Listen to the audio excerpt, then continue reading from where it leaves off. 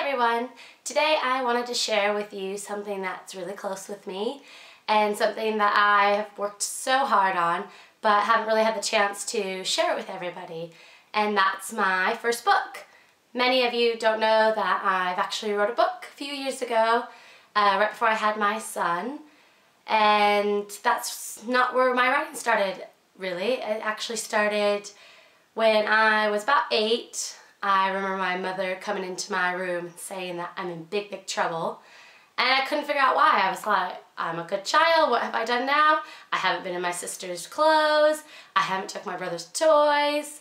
And she held this little book up to me and said, what is this? And it was this little black diary, and she said she found it under my bed. And the funny story is she actually thought it was the diary of my older sister. We're 10 years apart, so she thought I had been snooping. So I was going to be in big trouble.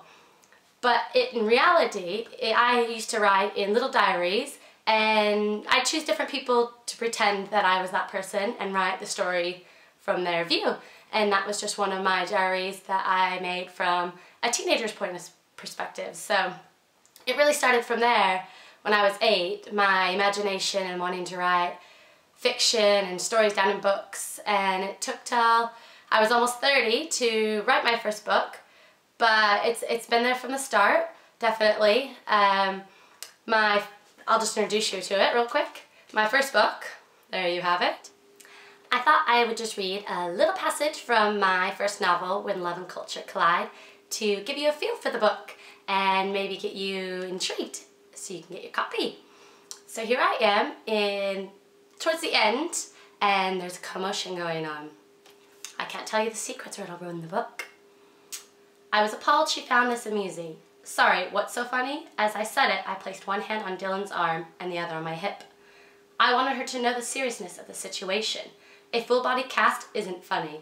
Mark walked in to find just as worrisome that the nurse was in hysterics as I did.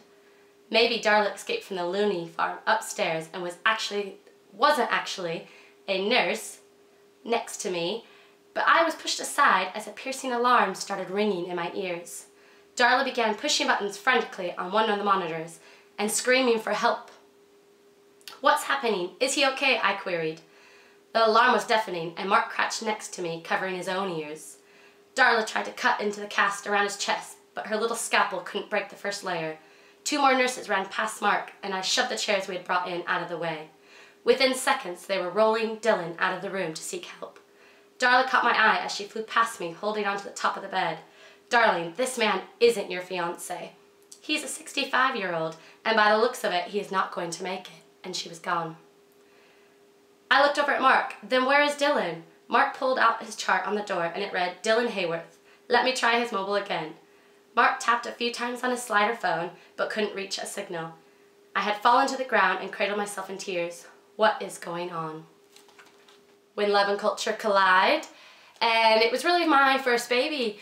I had a few jobs in England. I had moved here about 7 years ago, and I was laid off 3 times within like a space of 5 months, and the market was crashing, and what I was doing in college with my degree wasn't really working out for a career for me, and I decided, with my husband's support, to stop looking for a job and really just get pen to paper and start writing on my first novel. Now, how do you start to write a first novel? Everyone always asks me, and I have to say I don't know. You have to choose something that you know, something that you're passionate about, and just get stuck in, really. I mean, it takes hours of dedication and days and months and weeks and years of editing and going over and over with it. I once read a book by Stephen King who said that you could edit your book forever, and you have to put it aside for a few months and then come back to it and just really try to polish it up. I wrote on something that's very close to me, obviously with Love and Culture Collide. It's about a young American who moves abroad for love, which is very much my true love story as well, but none of the characters or events in the book, contrary to what my entire family and friends think, are not real. It's all fiction. It's just a fun adventure book. Really, it was therapy for me. I really wanted to write something that I could reflect back to and learn from, and it really has helped me realize that I have two homes. It's not about going back to one home where I was comfortable or just having this home. It's about merging the two countries and cultures together.